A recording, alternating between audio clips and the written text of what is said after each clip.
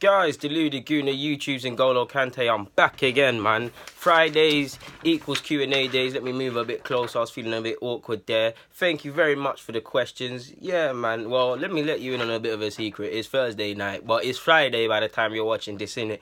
Thank you for the questions. Let's hail up the thing one more time. I creased up the paper. But yeah, man, thank you for the questions. If I've missed you out, hit me up again. Sunday we go again, man. And yeah, let's just crack on wasting time. Mr. Will Greg asks, Greg. It's better yet. My guy, consistently always here. I don't think I've printed off a Q&A about you answering something, so shout out to yourself, man. If someone offered you the chance to see Arsenal win the Champions League, if it meant you had to go without Wi-Fi for a full year, would you accept it? Of course, it just, okay, cool, boy. It just means I ain't bringing no vids out for you guys for a hot minute, and yeah, and I'll just have to, I'm going to cheat a bit. I mean, you said Wi-Fi. You didn't say I couldn't use a desktop and wired internet. So I'll just hold it on that. It's just like when I go on holiday because I turn off my Wi-Fi. If it meant Champions League, I'm surprised you even asked this question, my guy, because you're always commenting. You've been a subscriber for long enough. You should know the answer to that. But yeah, I would take that. Bello asks, if any Arsenal player doesn't sign a new contract come this summer, should they be sold so that we have plenty of time to look for good replacements? Of course, bro. Now, we know what could, should, or would, what we do. Arsenal do the wrong thing in it. What we should and could do, we do the wrong thing. Or what anyone logical would do, we do the opposite. So yeah, we don't need, of course, just based on the contracts running out, the likes of, I want Nelson to stay, excluding him, Ramsey and Welbs, they're 2019, for example. They're not Alexis Sanchez, so it won't be as great as Alexis Sanchez running his new deal down. But we don't, whether it's the manager, whether it was Alexis, whether it's any player, we don't need this crap constant. Whether it was Ozil, now he signed a new deal, we don't need this constant crap surrounding the season and things like that. It's hard enough for Arsenal to get players in. So this is what I'm saying. From now till the last week of May, beginning of July, you need to know what the likes of Ramsey and Welbs, regardless of what we think of the players, we need to know what they're they're thinking or their agents are thinking. And if we get any sort of encouragement that they want to leave, sell them, because we cannot run it down. We can't do this again, and we can't keep letting people go for free, to be honest. Should have got some money for Alexis. But yeah, man, hopefully that answers your question. Jador Wenger, my guy, man. Do you think Eddie Nketiah should get more minutes in the Premier League? He's proven he has the capability to score goals. Well, he's shown he's a goal scorer at youth level. Obviously, he's done it at Norwich. In the Premier League, it's a different thing, but like you said, he's scoring goals, so he deserves a chance, especially no disrespect to Welbs, because Welbs is a model professional for the lack of footballing ability. No, and I don't want to say that, I say that lightly, I don't want to disrespect my man.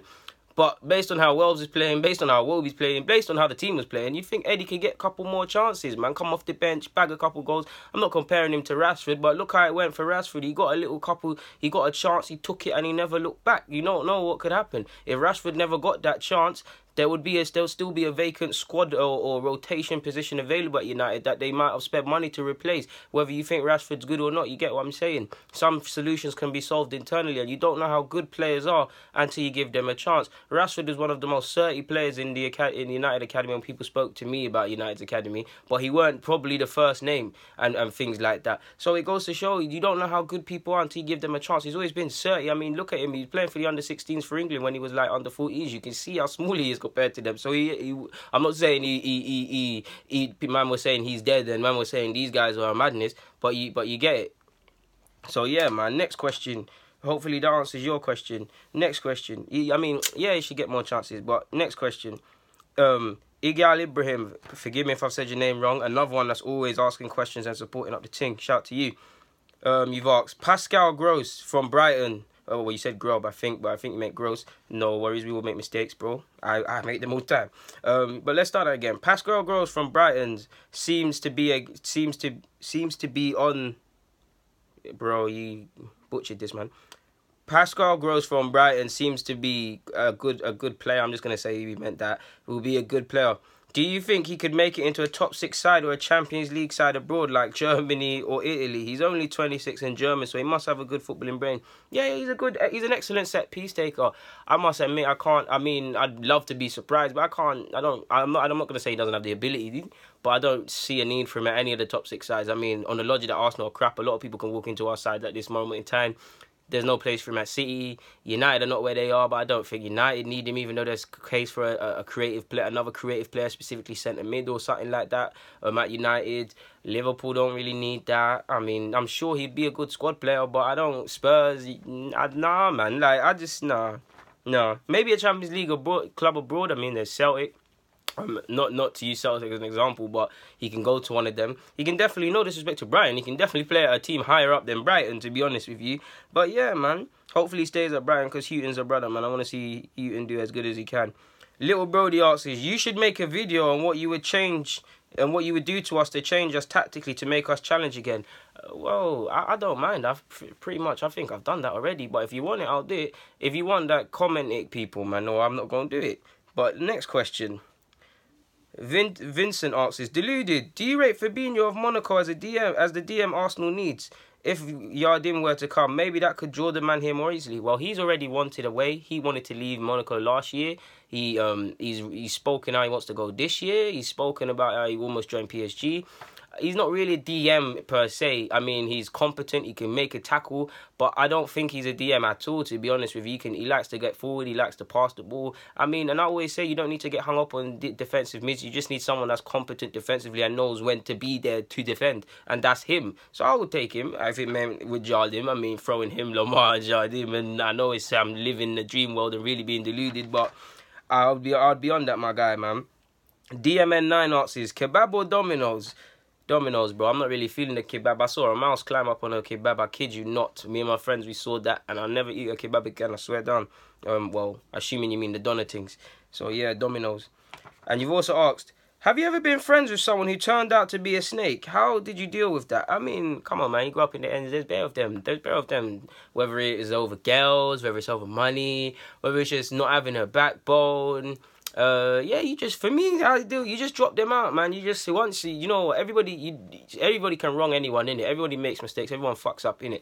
But once someone shows you their beaky or a certain side, then you gotta, me personally, I retract myself a tiny bit. Like, we could still be civil, because you don't know, you might have to cross my bridge, I might have to crash yours, but I can't let you in again, sort of thing, to be honest with you. I don't want to get into it, but a couple of summers ago, I wouldn't call him a friend, it was an associate, purely because we knew the same people, innit? We could keep it civil, but it weren't a secret we didn't like each other. And I don't know who told my man who I was, but he tried to take me for a punk. And he used to chat, and I always used to let it slide until there was a party or a barbecue. And long story short, like, I don't want to talk too tough, but he definitely remembers what happened to him, innit? So yeah.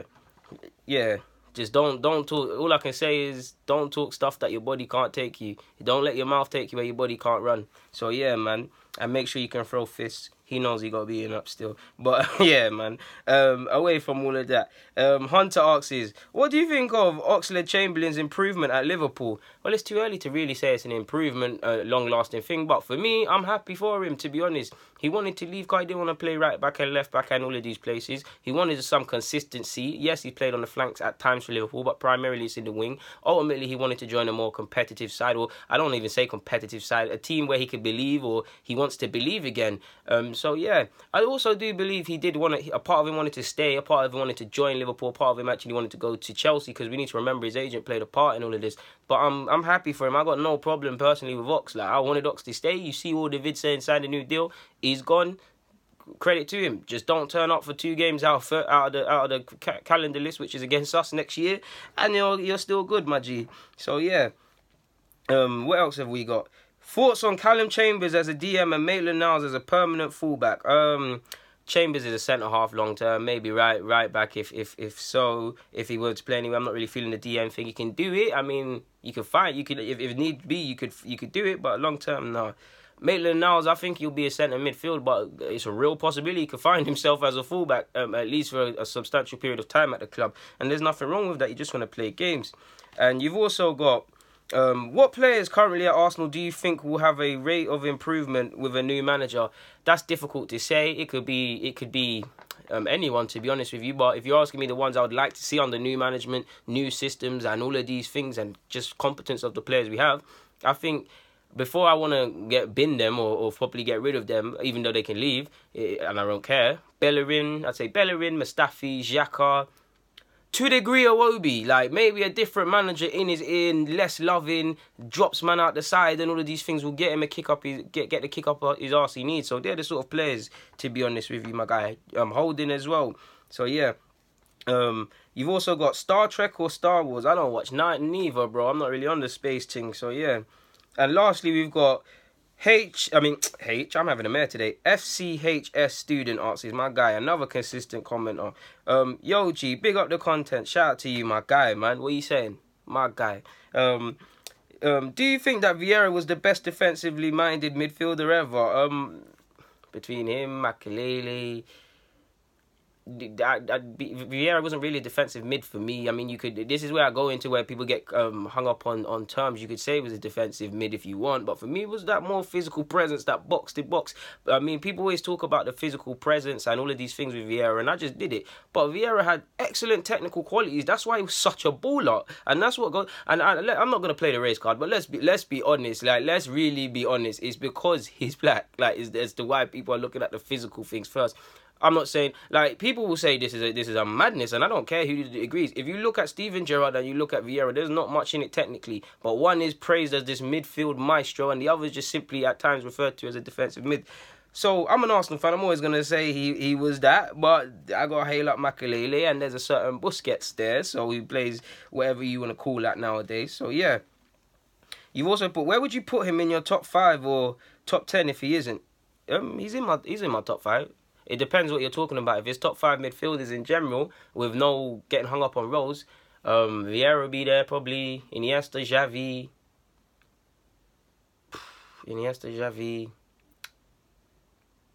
I think you gotta put. I think you gotta put Modric. You know, you gotta put Modric. And I'm not really sure. You put me on the spot, man. I have to go back and I was gonna say Pirlo, but Pirlo's not in mine. Top 10 would be a bit different, and it probably wouldn't be too many centre midfielders. To be fair, my guy. So yeah, man.